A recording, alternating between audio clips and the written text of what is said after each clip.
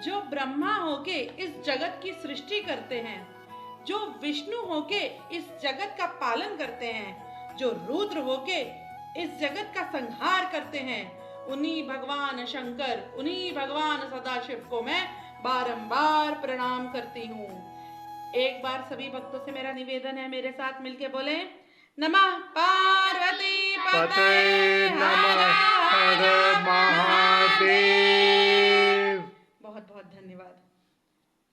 ये मेरा सौभाग्य है कि आप सबने मुझे ये अवसर दिया कि मैं आज आप सबके सामने शिव महापुराण की कथा का वर्णन कर सकूं और आप सबसे शिव जी के चरित्र का परिचय करा सकूं। बहुत बहुत धन्यवाद। अगर आप शिव जी की शरण में चले जाएं, अगर आप शिव जी के चरणों में खुद को समर्पित कर दें, तो दुनिया का कोई भी कार्य असंभव नहीं है। जब तक इस पृथ्वी पे किसी जीव पर, किसी मनुष्य पर, किसी मानव पर शिव जी की कृपा नहीं होती, तब तक इस संसार में, इस ब्रह्मांड में कोई भी कार्य संभव नहीं है।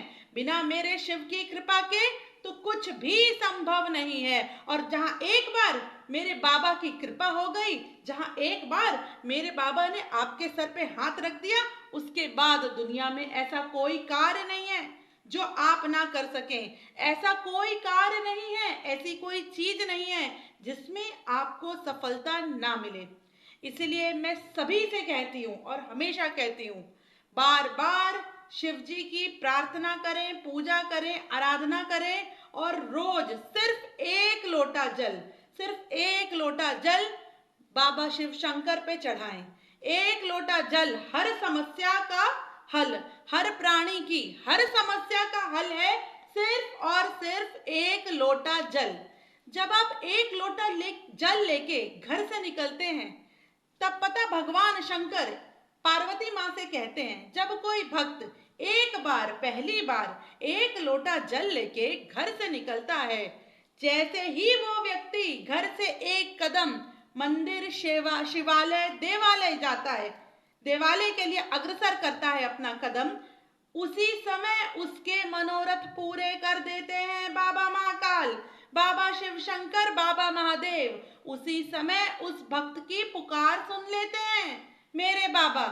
लेकिन आप करना तो शुरू करिए, आप बढ़ो तो भक्ति के मार्ग में, आप चालू तो करिए। सभी माताओं, बहनों, भाइयों, बच्चों से बोलूंगी, एक लोटा जल आप शुरू तो करिए चढ़ाना, फिर आप देखिए अपने जीवन में परिवर्तन देखिए।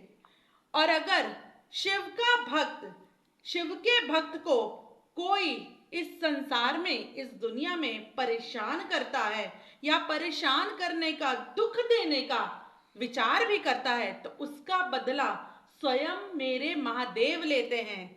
उस व्यक्ति का सर्वनाश तो निश्चय ही होना है, निश्चित है उस व्यक्ति का सर्वनाश जो मेरे बाबा के भक्तों को दुख देने की का विचार भी करता है।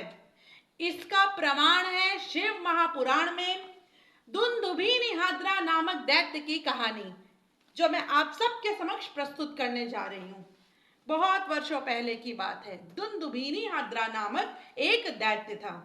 एक बार उस दैत्य ने विचार किया कि देवताओं का बल तो ब्राह्मणों से है, देवताओं को शक्ति, देवताओं को ताकत तो ब्राह्मणों से मिलती है, लोगों से मिलती है, मनुष्यों से मिलती है, उन मनुष्यों से जो पूजा पाठ करते हैं, यज्ञ करते हैं, भगवान की आराधना करते हैं। ऐसा विचार करके दुंदुभी हाद्रा ने सोचा कि क्यों ना मैं काशी चले जाऊं, क्योंकि काशी मेरे बाबा की राजधानी है, मेरे बाबा ने पहले राजधानी काशी बनाई है। तो उसने, दुंदुभी हाद्रा ने विचार किया कि क्यों ना मैं काशी चले जाऊं और वहां जल में जलचर बनके, वन में वंचर बनके और रात में सिंह बनके लोगों को खाना चालू कर दूं, लोगों का वध करना चालू कर दूं, भक्तों का, ब्राह्मणों का संहार करना चालू कर दूं। क्योंकि अगर भक्तों का, ब्राह्मणों का संहार हो जाए तो ना ही यज्ञ होंगे, ना ही पूजा, और इससे देवता कमजोर पड़ जाएंगे और देवताओं को अगर बल नहीं मिलेगा, देवता अगर कमजोर पड़ गए, तो स्वर्ग पे अधिपत्य जमाना, स्वर्ग हासिल करना आसान होगा। ऐसा विचार कर दुंदुबी निहाद्रा काशी की ओर प्रस्थान करता है। काशी पहुंच वो दानव जल में जलचर बन, वन में वनचर बन और रात्रि में सिंह बन के लोगों का भक्षण करना चालू कर देता है। एक दिन शिवरात्रि की रात्रि एक ब्राह्मण महाराज अपनी कुटिया में रात्रि के समय बैठे थे। मन में ये दृढ़ विश्वास, दृढ़ निश्चय लिए कि चाहे जो हो जाए, शिव शंकर से तो मैं मिलके रहूंगा, उनके दर्शन तो पाके रहूंगा। बाबा शिव शंकर की, बाबा महाकाल के दर्शनों की आस लिए एक ब्राह्मण अपने घर में बैठा था, तपस्या कर रहा था। तभी वहां दुंदुबी निहाद्रा सिंह बन के पहुंच जाता है उस ब्राह्मण का भक्षण करने। लेकिन मेरे महादेव तो सर्वव्यापी हैं, उन्हें तो संसार की होने वाली घटनाओं का पहले से ही आभास हो जाता है। शिव शंकर ये जान गए थे कि इसके इरादे ठीक नहीं हैं, ये मेरे भक्त को हानि पहुंचाने वाला है।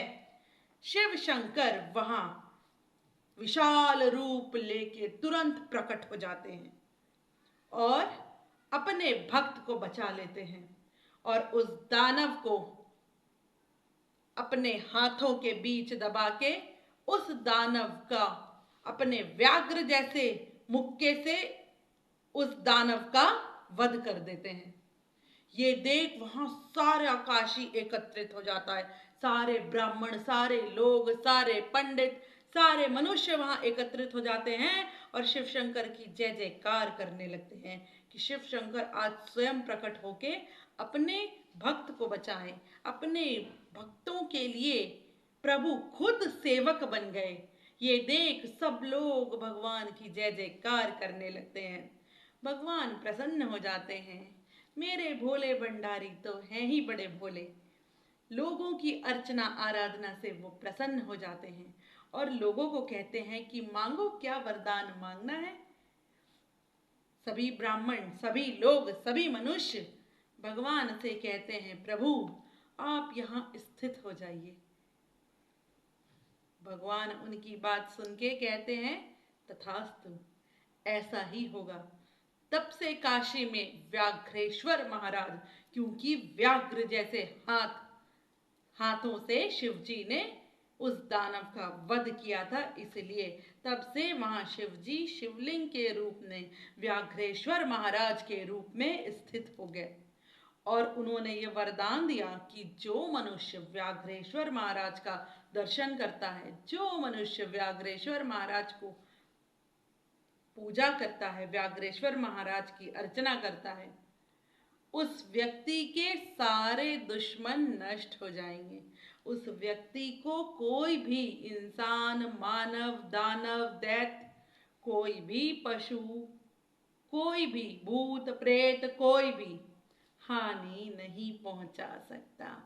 इसी बात पे सभी भक्तों को बोलूंगी, एक बार मिलके बोले, नमः पार्वती हर हर महादेव। जय श्री महाकाल।